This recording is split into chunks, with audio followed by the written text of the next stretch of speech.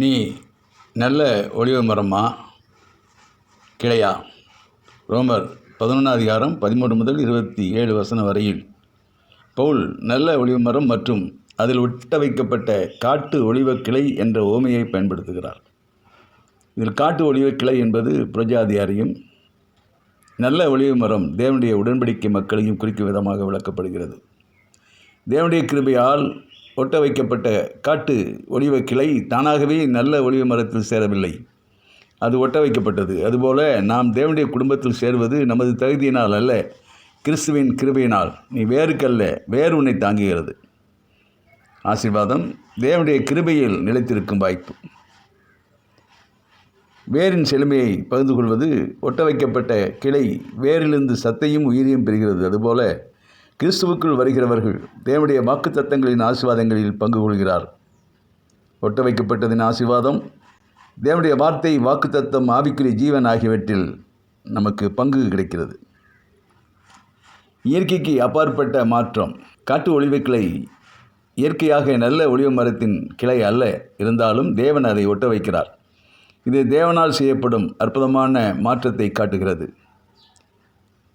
ஒட்ட வைக்கப்பட்டதின் ஆசீர்வாதம், தேவன் நம்முடைய பழைய நிலைமையை மாற்றி தம்மோடு உறவில் வாழும் புதிய வாழ்க்கையை தருகிறார். 4 விசுவாசத்தில் நிலைத்திருக்கும் ஆசீர்வாதம். ரோமர் 11:20 அவர்கள் அவிசுவாசத்தினால் முறிக்கப்பட்டார்கள், நாம் விசுவாசத்தினால் நிற்கிறோம் என்பதாகும். எனவே இந்த ஆசீர்வாதம் பெருமைப்படுவதற்காக அல்ல, விசுவாசத்திலும் தாழ்மையிலும் நிலைத்திருக்க அழைக்கிறது. 5வது தேவனுடைய இரக்கம். ரோமர் 11:22 தேவனுடைய தயையும் கண்டிப்பையும் இரண்டையும் பார்க்கிறோம். தேவனுடைய தயவில் நிலைத்திருக்கிறவர்களுக்கு அது தொடர்ந்து அனுபவிக்க தரப்படும். ஒட்ட வைக்கப்பட்டதின் ஆசீர்வாதம் நாம் தகுதியானவர்கள் என்பதால் அல்ல, தேவனுடைய இரக்கத்தினால் அவர் நம்மை தாங்குகிறார். முறிந்தவர்களையும் மீண்டும் ஒட்ட வைக்கும் தேவன். ரோமர் 11:23 மிகவும் நம்பிக்கை கொடுக்கும் வசனம் இது.